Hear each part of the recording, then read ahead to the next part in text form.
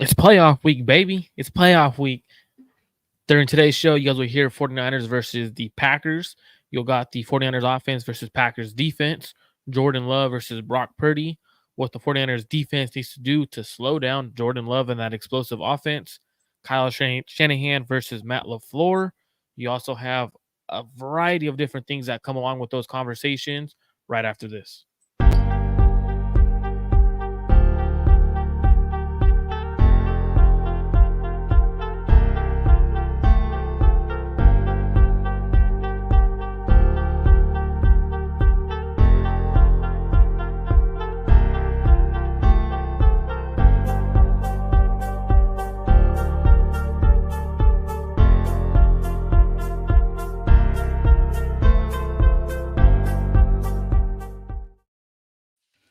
Welcome back to an episode of Clutch Gene Sports. I'm here with my guy, Rohan Chakravarthi. How's it going, Rohan? Doing good, man. It's 49er football time. Last week we spoke. We didn't have really a playoff game. You're looking ahead. You're trying to see who you might play. Everything is set in stone now. The 49ers face off against the Packers. How are you doing, my man? Man, I'm doing great, man. Niners are in the playoffs.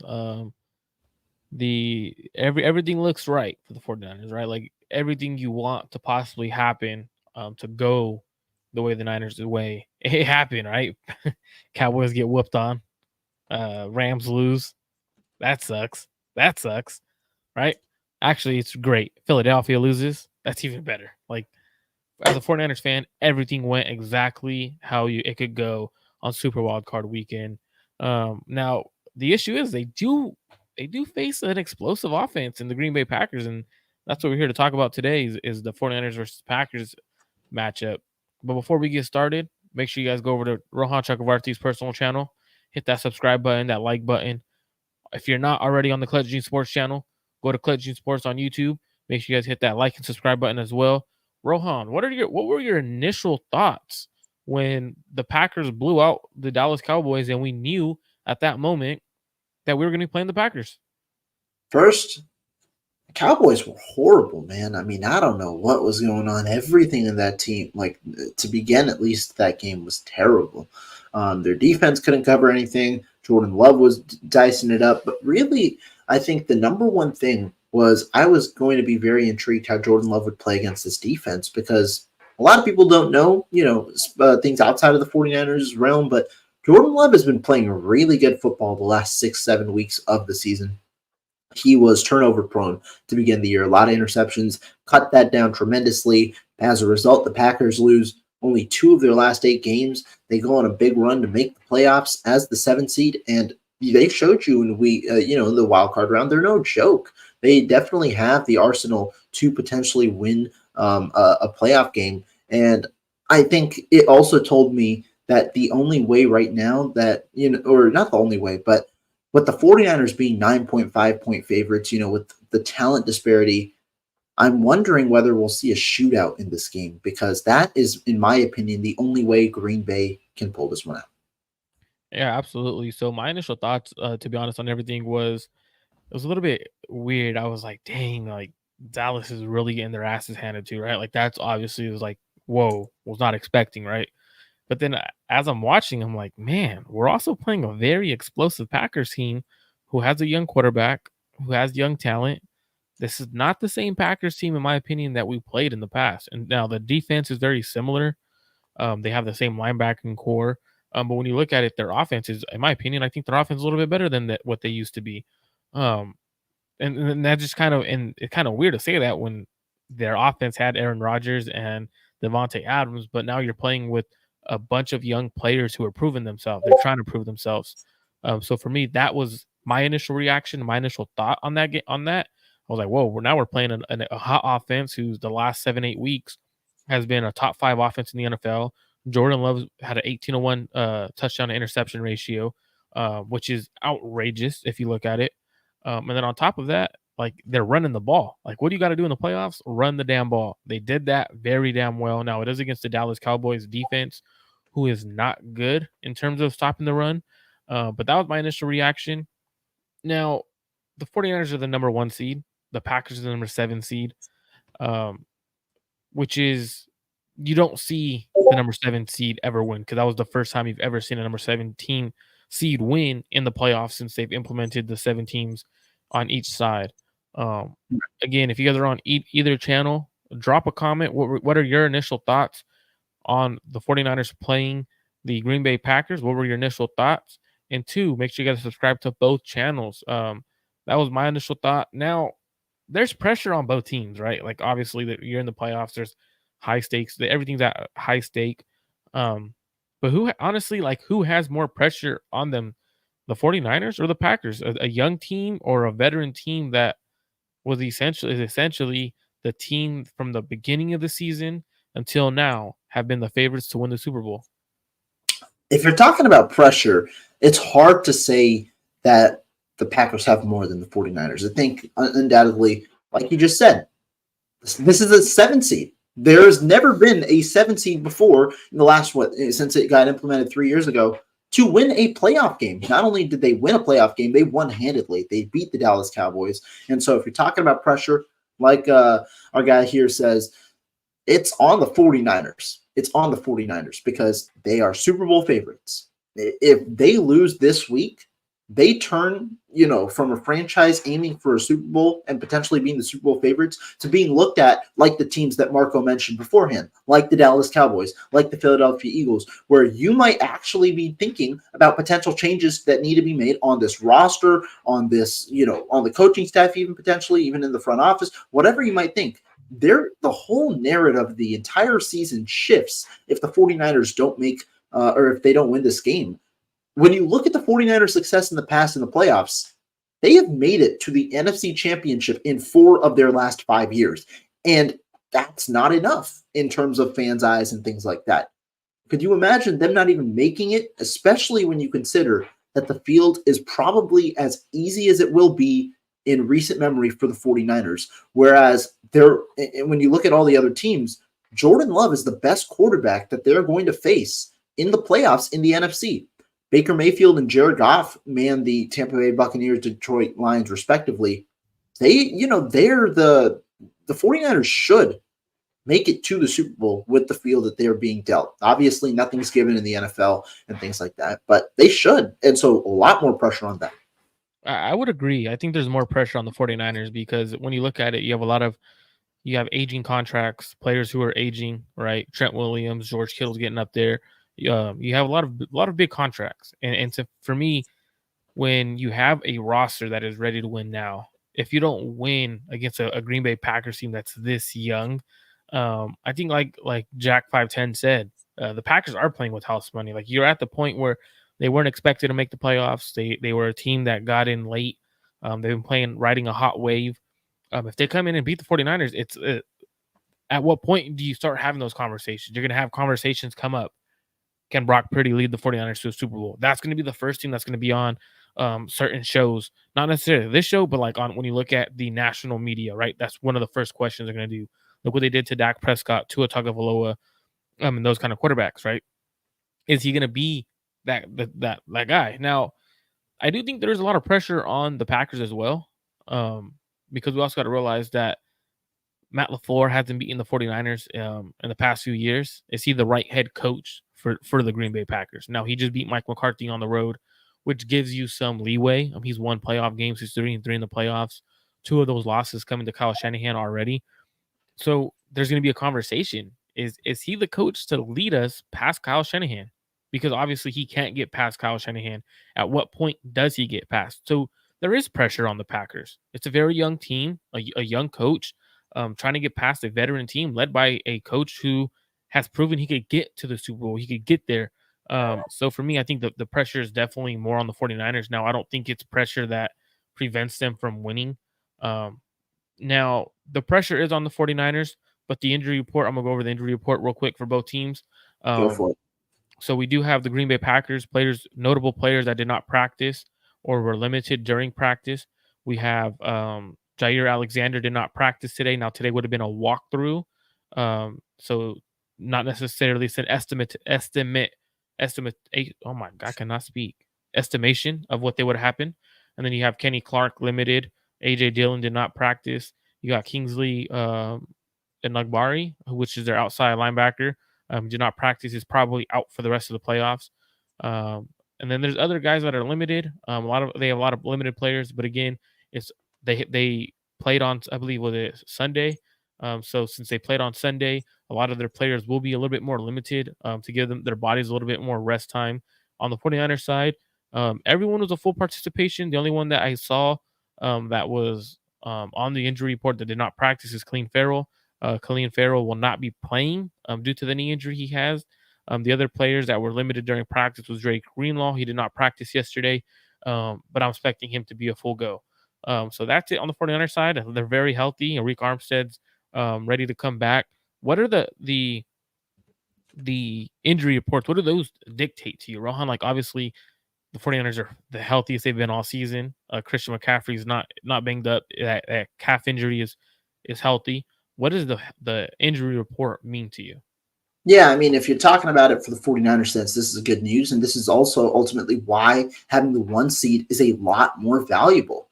Let's just talk about the other team that could have had the 1 seed and let it slip away in the Philadelphia Eagles. They came into this matchup without A.J. Brown, and they came into this matchup, a little more depleted than they usually are when you're in that sense. Now, I don't think A.J. Brown changes just ultimately changes the narrative of that game and how that game goes. But you want to be as healthy as you can when you're going into a must-win playoff game.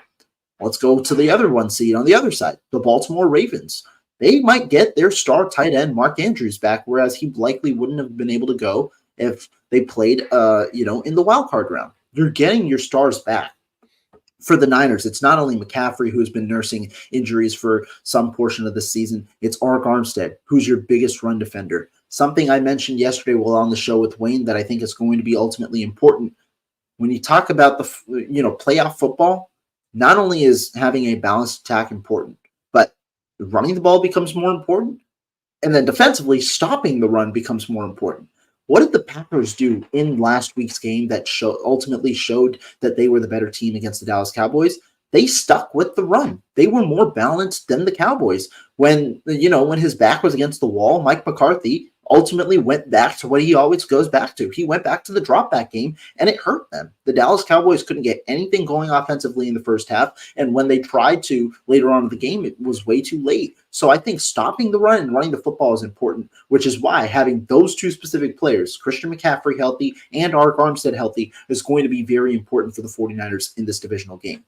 The 49ers right now seems like they're trending up on the injury report. Like you said, only one guy is out in Cleveland Farrell. They have ample depth at defensive line. That's the one position that they went to at the trade deadline and before that to kind of acquire talent with Randy Gregory, with Chase Young. So it's not as big of a loss for the 49ers, but this is an important sign, and it seems like right now they're trending a little bit better than their opponent. Yeah, and I know I got Alberto Soto here.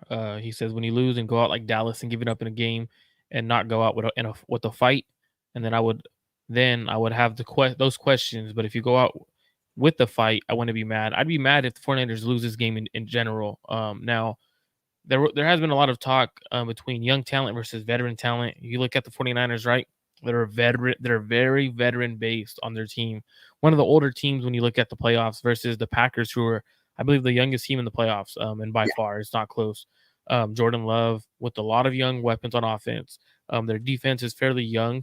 What are your thoughts in terms of playoff time? Like, does young talent versus veteran talent, does that mean anything to you? Because I think the veteran talent has the opportunity because they've been there. If they do get punched, if the 49ers do get punched in the mouth to start the game and Packers go up, for example, how they did against the Dallas Cowboys. I think the Dallas Cowboys wavered. I didn't think they settled in the right way. I think the Packers are going to come out swinging everything they got. They're going to be throwing all their haymakers in the first quarter. And the reason why they're going to do that is to show the 49ers that they're here to win, right? They're here to compete. And the moment the 49ers go down 7-0, if they do, it's hypothetical. If they do, I think the veteran presence of the 49ers, guys like Fred Warner, Nick Bosa, Christian McCaffrey, Deebo Samuel, Trent Williams, they'll calm the game down versus what happens when young talent goes down. We haven't this young talented team in the Packers hasn't played much playoff games, and the playoff game they did was an absolute blowout. So what happens when it's a actual physical boxing match What are your thoughts on that scenario and how the young versus veteran talent plays a role in this game? I think that it does play a role. Now, to what extent that role plays, I'm not exactly sure. Just because when you look at the Packers team, and still, when you look at a lot of young teams, who are their leaders? It's still a good amount of veteran players. Aaron Jones, like I just said, how important is running the football? Aaron Jones is a veteran, and the Packers did a good job of kind of maneuvering with him throughout the season, making sure he's healthy for the playoffs, and it's paying off because Aaron Jones just ran for 118 yards and 3 touchdowns. If you look at his end of the season, Aaron Jones right now has gone 4 straight games over 110 yards on the ground, that is. And so he's been as effective as he's been all season at the end of the year. He's a veteran. Bakhtiari isn't playing. He's obviously there. But more so when you look at their veterans, it's on the defensive side of the football. You're talking about, the guys who are kind of emerging a little bit, guys like Rashawn Gary, you might consider there. You might consider Devondre Campbell. He's a guy who's been around, a while in the NFL. And then if you look at in the middle, it's Kenny Clark, who's been there a little while. Not necessarily, on the wrong side of 30 type of players. Preston Smith as well, Jair Alexander as well. But these are guys who are veterans. Now, there is a difference between being a veteran and having veteran experience in the playoffs. Now, the main way that you see the Packers offense, or the Packers being young, is the offense. Everybody nearly Rohan nearly looks like on he the has an offense. afro because of his hat. I absolutely does make you look like you have a fro. Yeah, well, I have one today. But everybody on the offense for the Packers, Jordan Love, he's a first-year starter. Christian Watson, Romeo Doubs, and Jaden Reed are all extremely young. If you look at their backups, it's nothing like it's not that much different. Dontavion Wakes and Bo Melton are both very young.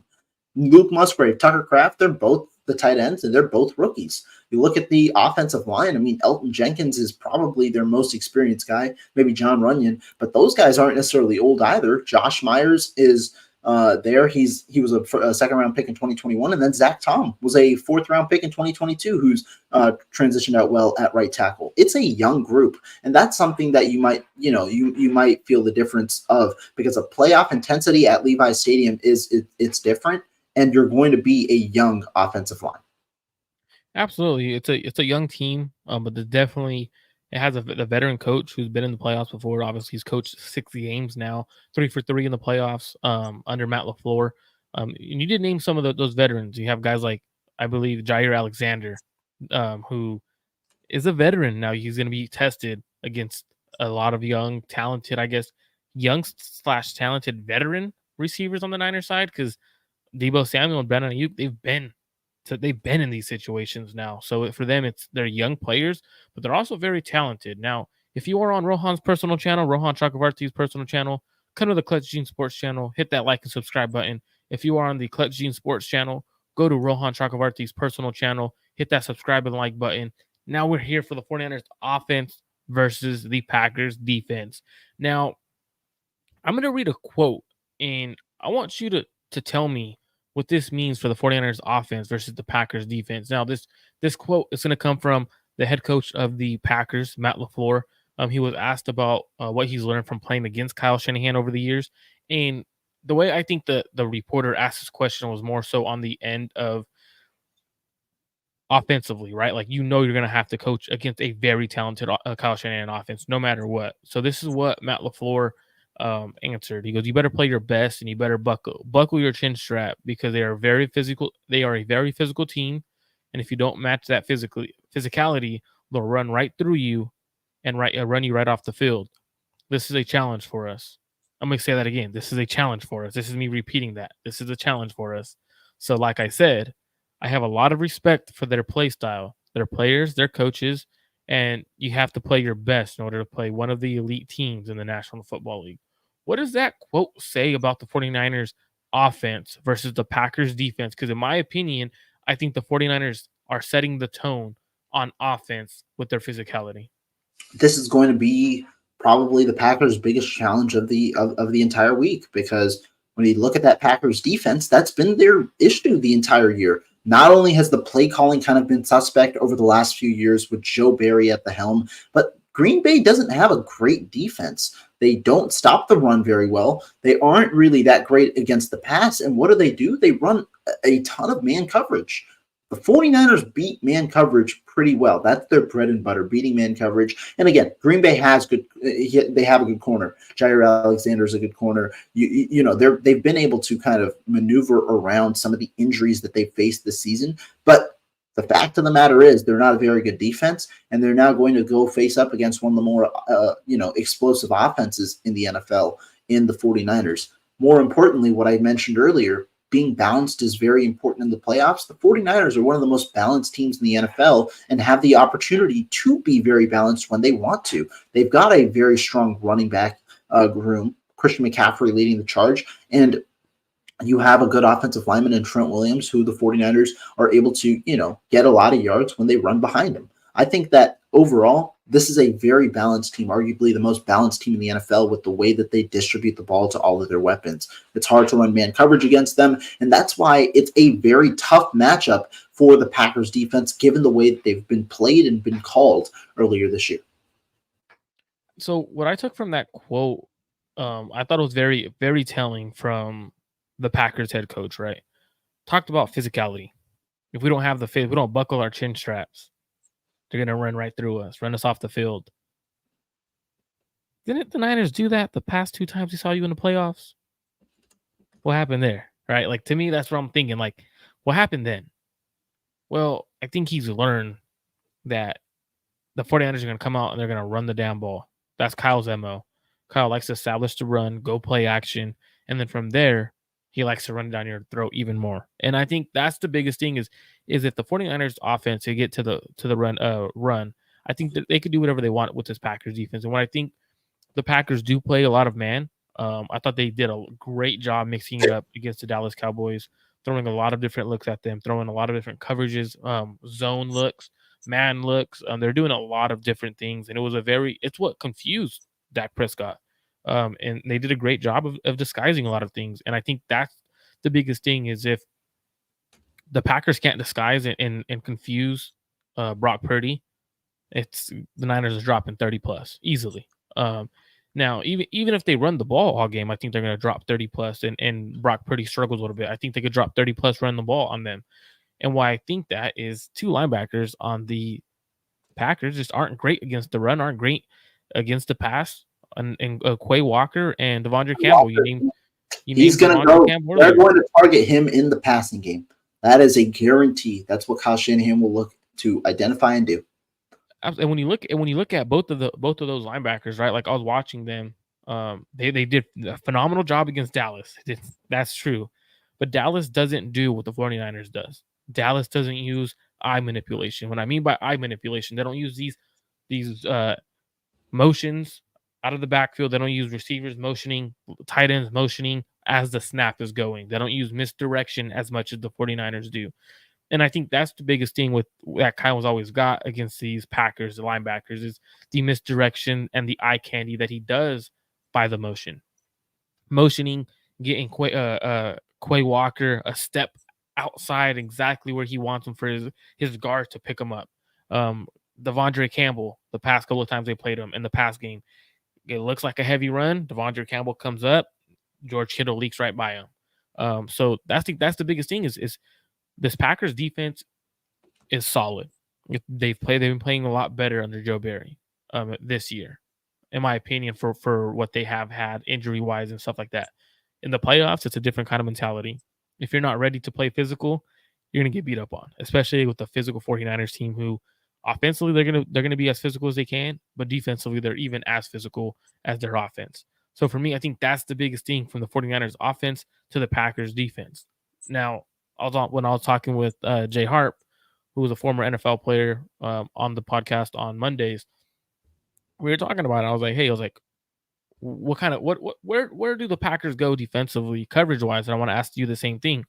Coverage wise, if you're the Packers defense and you're going up against the 49ers offense, what kind of coverages are you looking to play against? Are you looking to play man, zone?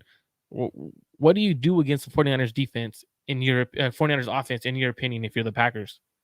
Now, there's one blueprint out there against the 49ers offense that has proven to be a little successful. You can call it whatever you want with the fluky, turnovers or whatnot, but that was the way that the Baltimore Ravens played the 49ers. And what did they do? They played the most zone coverage they played all season. I believe they played around 78 to 80% of that game in zone coverage. They also threatened the boundaries, forcing throws inside the middle of the field. But the issue is when you talk about a strategy like the one the Baltimore Ravens employed, you need specific personnel to be able to match up that well with the 49ers. What do I mean by that? Look at the way Baltimore is aligned defensively. They have three very talented safeties in Marcus Williams, Geno Stone, and then obviously the Swiss Army knife in Kyle Hamilton.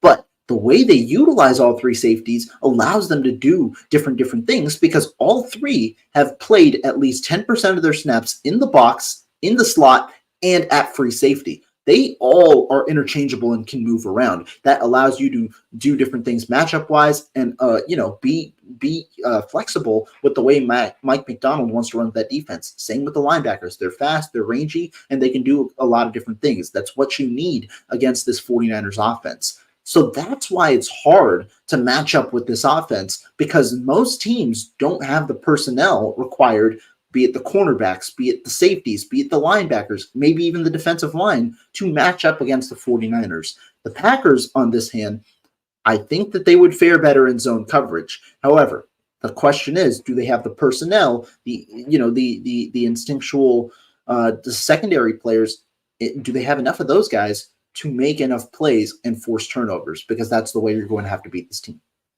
Absolutely. And I agree with you. Like, you can't really go man against the 49ers, right? Like, if you go man against the 49ers, you do certain things. How do you really man up against a team that has Brandon Ayuk, George Kittle, Debo Samuel, and then not just them, you have Christian McCaffrey coming out of the backfield. You have to have elite players throughout the entire field in order to match up man to man with them. And no team really has that. So what you got to do against the 49ers, you got to throw a lot of different coverages, whether that's too high, whether you're disguising things. So for me, I think there's no really real way to match up against the 49ers. It's all about disguising and tricking the 49ers. And that's the only way, in my opinion, you could beat the 49ers if you're disguising things and you're in the right coverages at the right time against the 49ers. You have to call the perfect game plan, in my opinion, to completely shut the 49ers down. Shout out to my guy Francisco Nava. Appreciate you for tuning in, brother. Shanahan about to put them linebackers in a blender. So excited to see this game live for my first playoff game ever. And that's dope, man. Enjoy it. Have fun. It was a great time being out there, especially during the playoff time. Now, I'm curious, Rohan, what do you think? How do the Niners defense at the other end is the Niners don't just have an offense in this game, right? They have a defense, but the Niners aren't the only explosive offense. I think the Green Bay Packers, they are an offense that could put up points. They're an offense that is an explosive offense. So realistically, this should be a very good offensive game, but the Niners got that kind of defense to slow teams down. What do you think the Niners need to do defensively versus the Green Bay Packers team and vice versa? What are the Packers going to do against the Niners defensively? I think when you're talking about what the 49ers defense needs to do against the Packers, well, number one thing is going to be stopping the run. If you can make that Packers offense one-dimensional, not only does it take away the run game, making it harder, but remember what the Packers do. They run a similar staple to the 49ers in the play action game.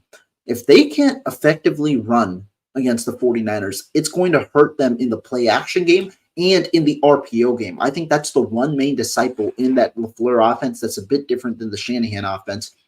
Those two things, I think it's going to be harder for them to accomplish with the Green Bay Packers. And then after that, it's do you trust your offensive line against the 49ers defensive line when they try and tee things off? I think you don't try and blitz that much. Jordan Love, you don't probably want to blitz him. He showed that he was capable against the blitz against Dallas. I don't know to what degree you want to blitz. If you want him, you need to make sure that they're timely blitzes. Otherwise, he might take advantage of you. And then secondary-wise, the question is, do you want, because of the uniqueness of their receivers, there's not really that one guy. It's different guys that are able to step up. So what responsibilities do you want to give to a guy like Travarius Ward, who is talented enough, but obviously you either isolate him against one guy or isolate him against another guy. I think the matchup, though, that you're going to look for is Romeo Doubs in the slot against Deommodore Lenoir, because what they tried to do in this last game was Dobbs was open,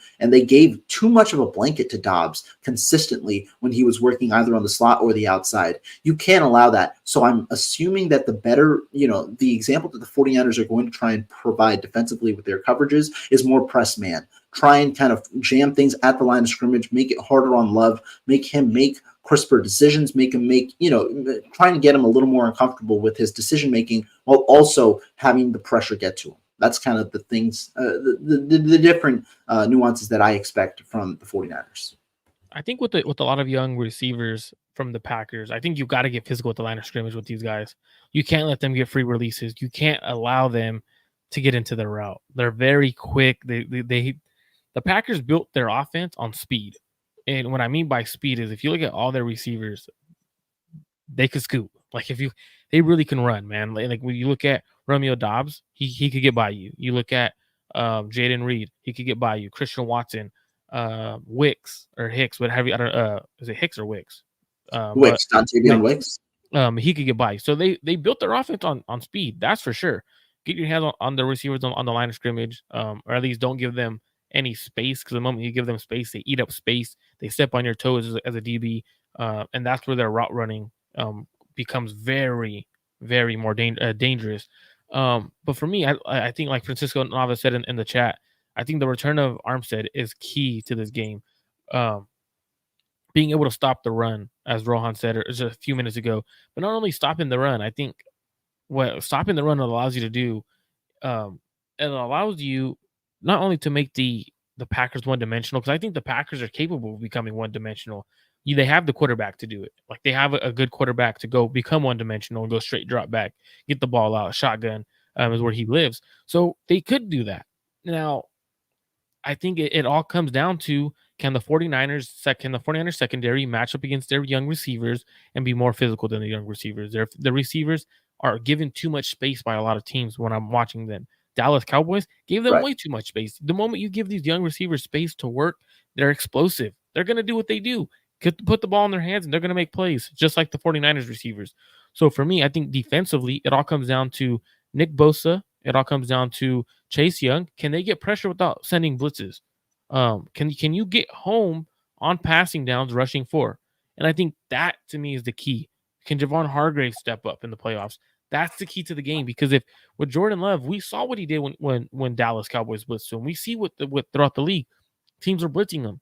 He understands when the blitz is coming, and he did it a few times. Motioned over his receiver. Okay, now we're in man on the back end. Okay, they're sending everyone. He knows where he wants to go. He is playing like a seasoned veteran. That's what he is doing, understanding when the pressure is coming, where it's coming from, who his hot routes are. To me, you cannot send pressure against him, because what does he do? And this is something I've talked about in the past, right? I want a quarterback that could extend the play. Now, that doesn't necessarily mean extend the play with your legs and running ability like Lamar Jackson. Extending the play literally means, can you slide left? Can you take a back pedal, take a few steps back? Can you slide right? Just enough to have enough space to throw the ball. And that's what Jordan Love has been doing, in my opinion. I think he's done a phenomenal job in terms of creating space and creating windows to throw. And I think for him, I think you have to get home without sending pressure. Dropping more 7, dropping whatever you got to do. Fred Warner on their tight end. Their tight ends aren't great, in my opinion. Now they're good. They're good tight ends. I'm not saying they're not like good, but he should take away their tight ends. Now, Dre Greenlaw on the other end, they might put him in coverage, and I think that's something where they could work. Deommodore Lenoir in the slot. Anyone in the slot is going to get picked on, because they like to run slot fades. They like to do things out of the slot. So I think that's the way the Packers should get after the 49ers. Now, this could be a very high-scoring game, in my opinion. Like, I think it could become a shootout, like you said. If the Packers want to stay in it offensively, it has to be a shootout. Does that worry you for the defense if it's a shootout? Now, No.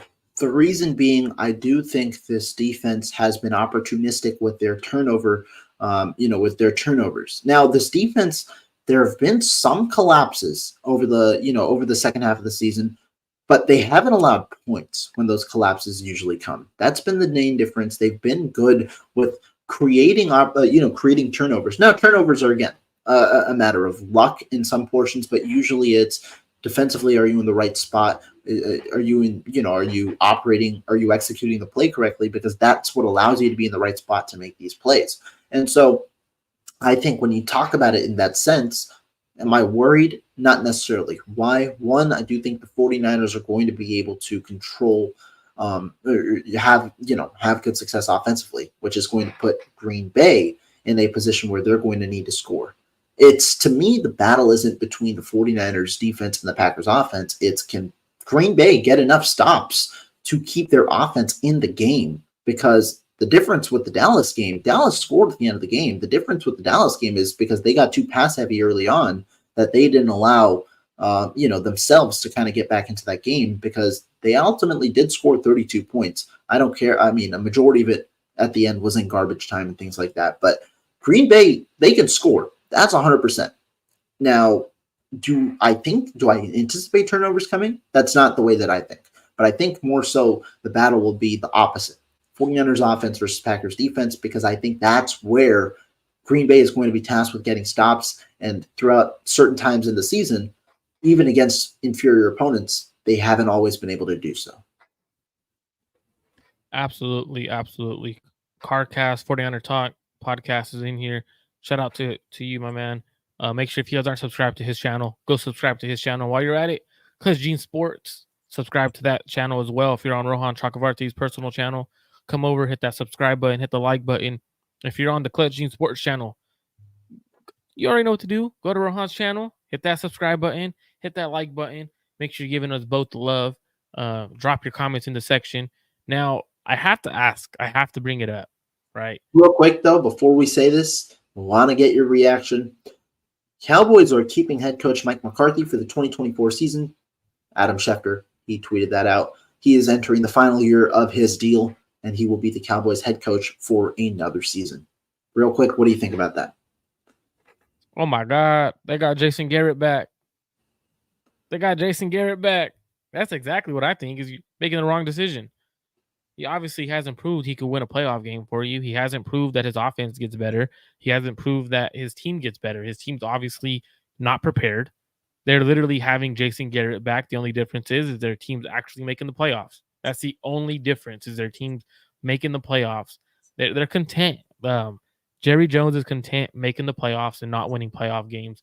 He is the opposite of what the 49ers are. The 49ers want to win Super Bowls and championships. Jerry Jones wants to win enough games to make the playoffs. He wants enough seats filled during the regular season, enough seats filled during the first playoff game, whether they host a playoff game or not. He's content. And to me, that's the wrong decision. They should have fired him, looked for a coach to actually make this team better. And then also, as an owner, you don't come out and say right before a head coach is about to go play, he's being evaluated. What does that mean?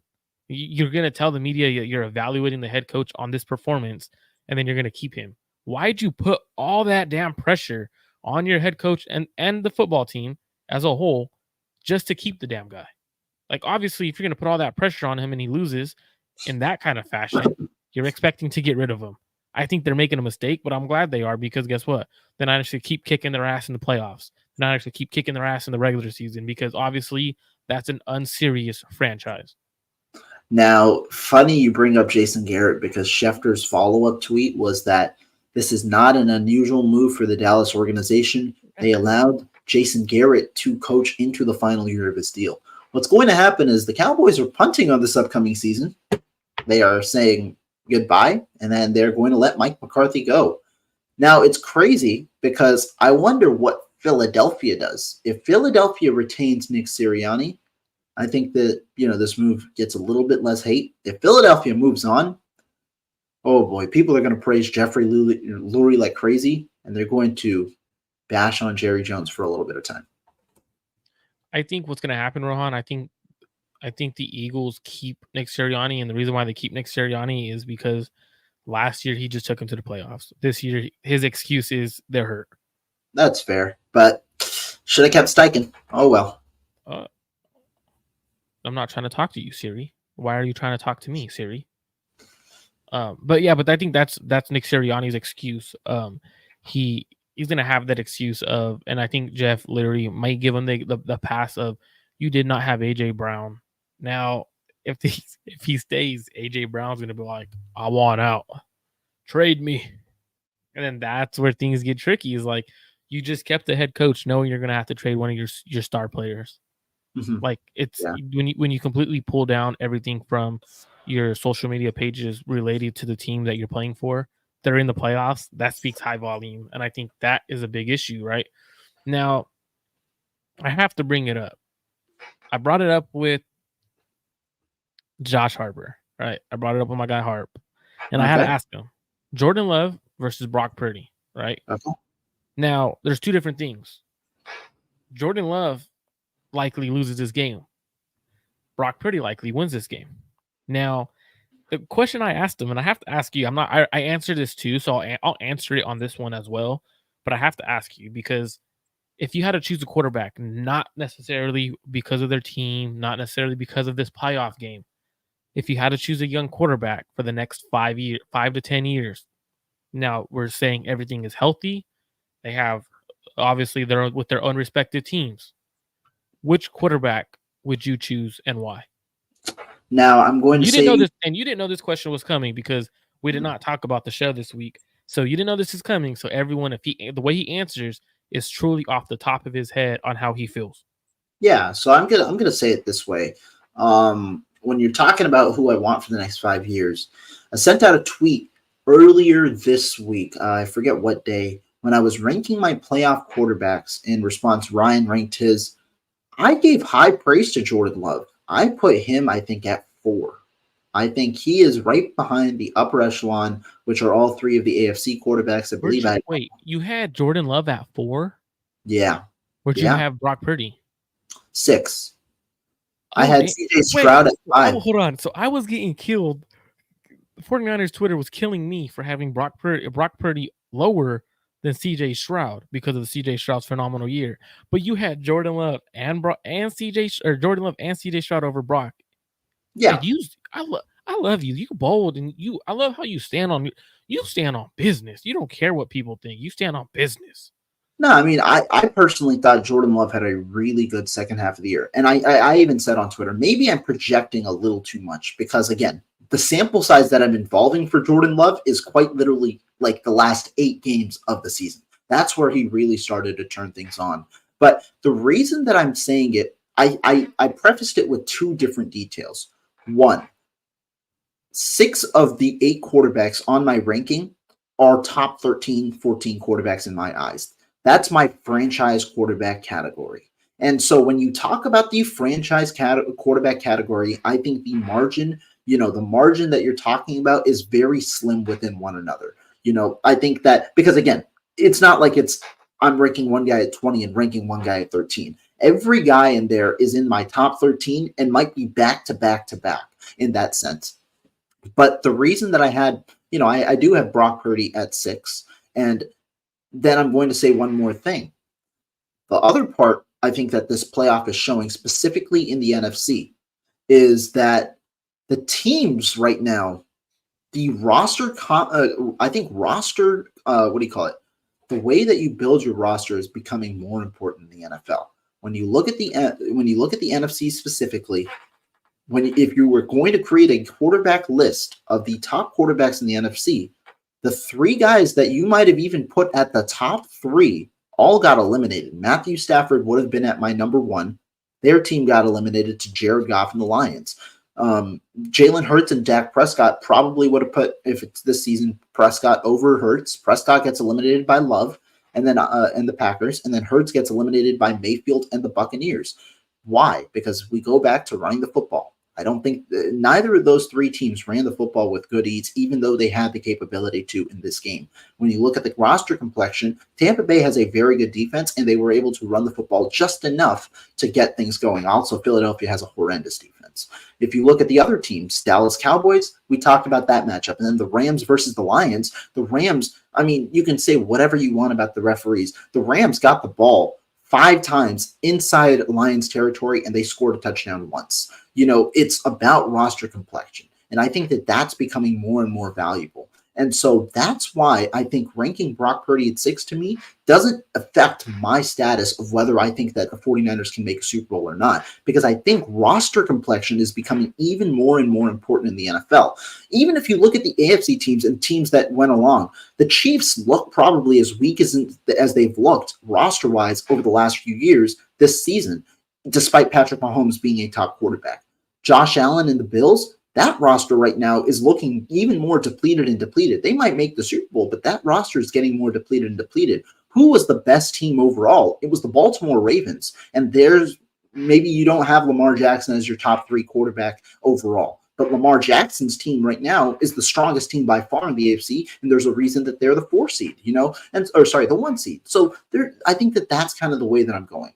And so, again, my 2 caveats I'm saying with my rankings is that I think roster complexion is mattering even more in the NFL. We've seen that with the NFC playoffs. I also think that all of those guys in my ranking are franchise quarterbacks in the top 6. And so that's where I think the margin for error is slim. This all leads me to say, though, if I was going to pick a quarterback, I would pick Jordan Love for the next 5 years. I do think his upside is higher. I think if you're talking about a ceiling, Jordan Love provides a higher ceiling than Brock Purdy. However, if you were talking about it in a team perspective, I think the 49ers would keep with Brock Purdy, and I think the Packers would choose Jordan Love. Brock Purdy's intangibles provide so much for the organization. He's a clear leader. He has won over the locker room. They all kind of, if you ask any player in that locker room about their quarterback, they are praising the hell out of Brock Purdy. I just saw earlier today, Chase Young's been here 6 months. He just dubbed Brock Purdy the best quarterback in the NFL. It's things like that. And you can talk about it. It's media talk. It's cheap. It's whatever. But it's clear he's won over that locker room. I think you can say the same for Jordan Love. His mannerisms are similar to Aaron Rodgers. He looks very similar to Aaron Rodgers in terms of the way that his footwork goes. He obviously has a lot of differences to his game as well, but it's clear that, he's their guy right now. So that's my answer, but that's kind of my reasoning behind it. No, absolutely agree with you, and so did Jay Harp. And his reasoning was very similar to yours, right?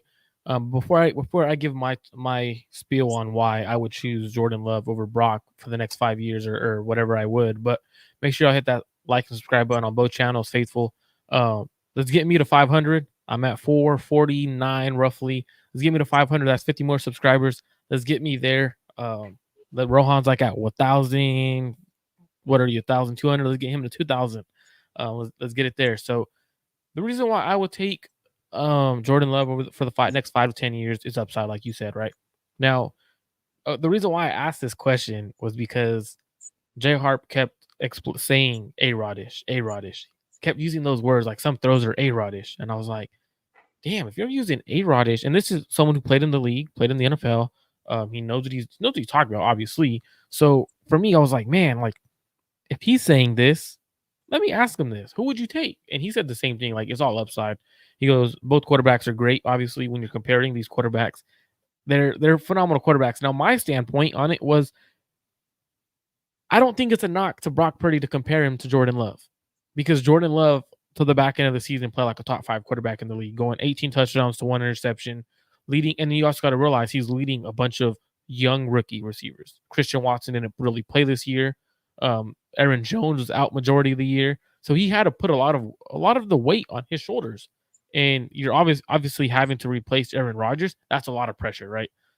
Struggled at the beginning of the year, and then towards like the middle of the year started picking it up, and then went on a run.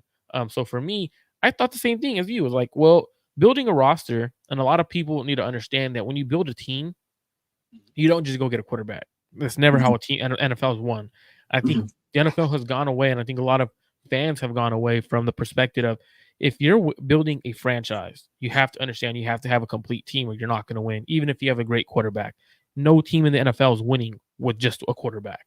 Like, if you can look around the league, it's not happening. Justin Herbert cannot carry a team because, one, his defense has given up more points than any team in the NFL since he has been drafted. You're not going to win games that way. So for the 49ers, they have the perfect recipe. A young quarterback who knows who he is, and I love the interview he said today, Rohan. And for me, this is a You're talking phenomenal about Brock's interview? Brock's interview. Mhm. So one of his answers was, I'm not Josh Allen, I'm not Patrick Mahomes, but they're not me. I know who I am as myself. I know what I can do. I know who I am. I'm fine within myself. And I think that's the biggest thing for Brock Purdy, for knowing his strengths and his weaknesses. That is the biggest key for him, because it allows him to be great. It allows him to know what he can and can't do. And it's not a knock to choose Jordan Love because of his upside, right? Brock Purdy is phenomenal. His ceiling is, in my opinion, I think his floor is a lot higher than Jordan Love. I think his floor is a lot higher.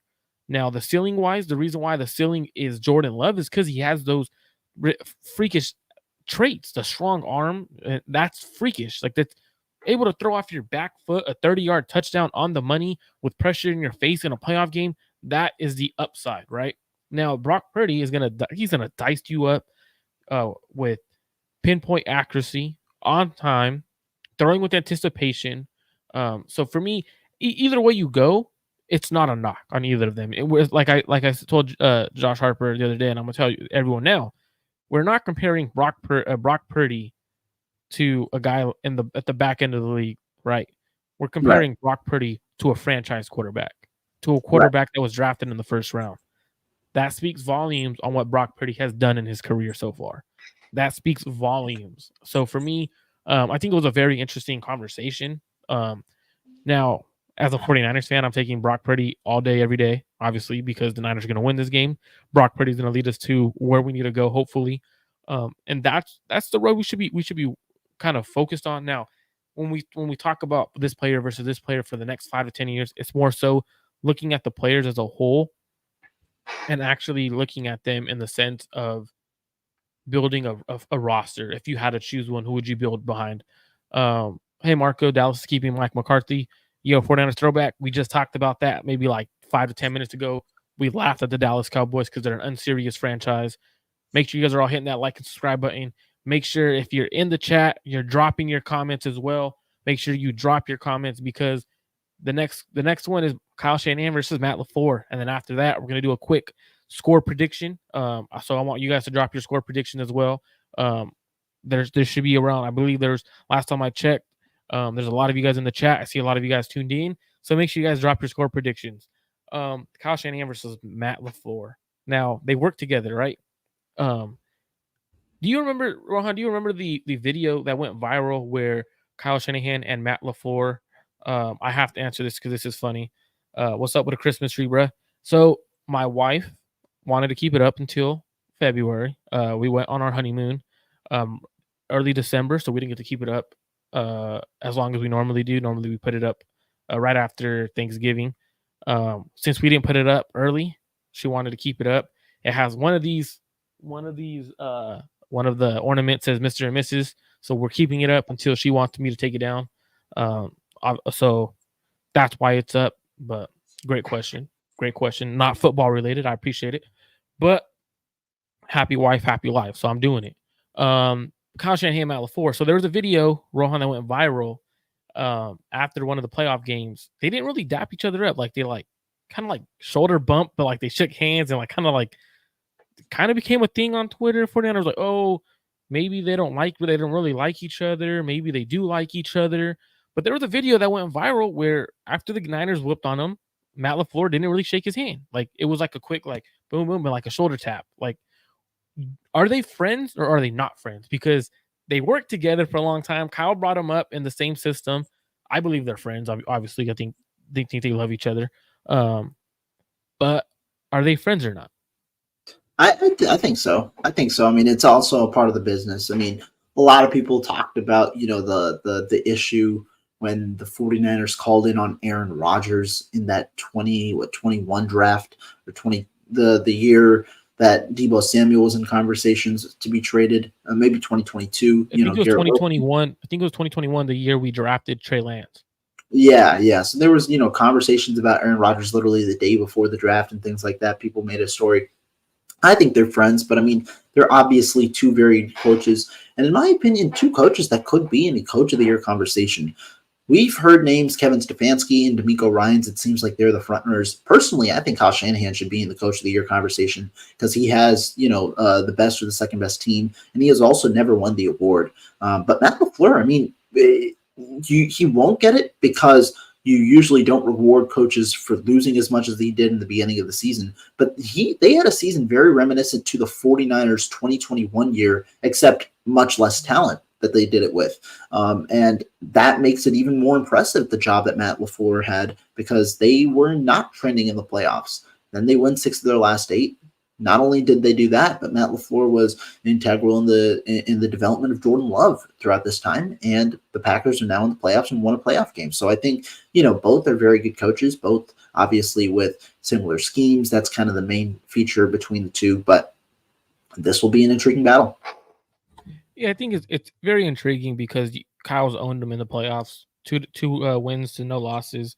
Matt LaFleur is trying to get that win, trying to get that monkey off his back. Obviously, the 49ers owned the Packers in the playoffs in the recent years. Obviously, if you look at Matt LaFleur, he had the better quarterback. He had Aaron Rodgers at one point. He had Devontae Adams.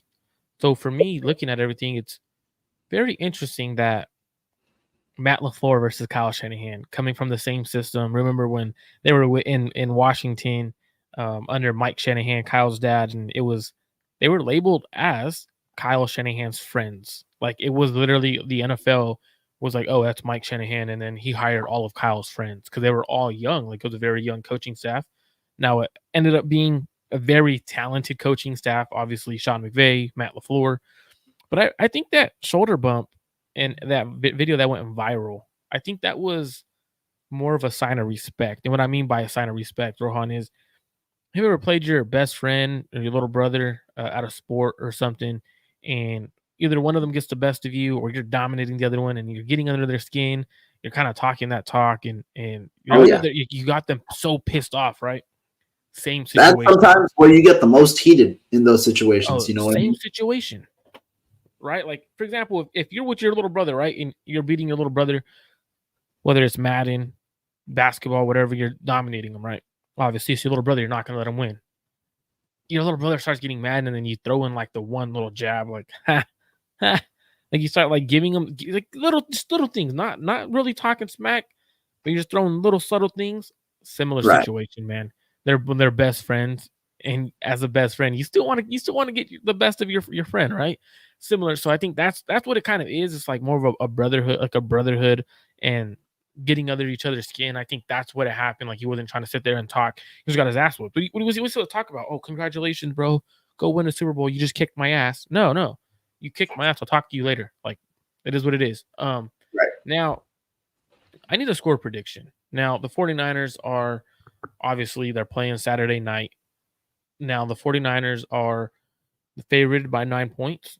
So when I ask this question, it comes when I want to really know, like, first, do you think the 49ers cover the spread? That's kind of more so my thing. So we'll get out of here right after that. But do you think the 49ers, right now they're favored by 10 points. Do you think the 49ers cover? I actually do. I think that this is going to be a high-scoring game. I think they cover the spread. I'd even probably take the over. I don't see Green Bay stopping the 49ers offense. Now, I think Green Bay can score. I do think that they're going to be able to get a few scores in on the 49ers. I do think that's possible given the way that they've been able to make explosive plays. I trust Jordan Love to facilitate some of the offense. But right now, I think, I think the 49ers are going to score upwards of at least 30 points in this game. My prediction yesterday, and I'm going to stick with it, was 41-24. I think the 49ers score a ton of points in this game. I understand Green Bay has some talent on the defense.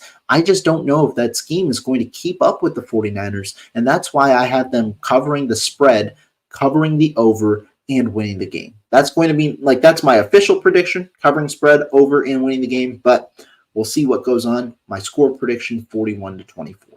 So I know the 49ers were favored by 9. It was at first it was 10 points. It dropped to 9.5. I believe it's sitting around 9 to 10 points at the moment as we speak. I'm not too sure if the Niners cover the spread, and the reason why I think they don't cover the spread is late minute touchdowns, right? Late score. I think my score prediction I gave on Monday, I want to stick to it. I think it's going to be around 34, 35 to roughly 27, 28. And the reason why I say those two is I think it's going to be a one touchdown game. I think the Packers offense late, the 49ers defense is going to have them corralled, and then late in the fourth quarter or late in the third quarter, they score a touchdown, and then they're trying to fight back into this game.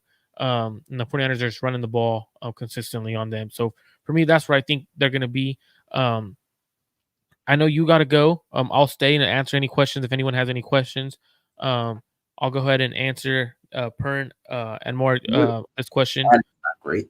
So why would anyone wish injury on Brock Purdy during the game? Are the Packers this scared? So the Milwaukee ESPN guy, he did say he would take a late penalty on Brock Purdy as long as it was worth it to rattle him and get him knocked around or whatever.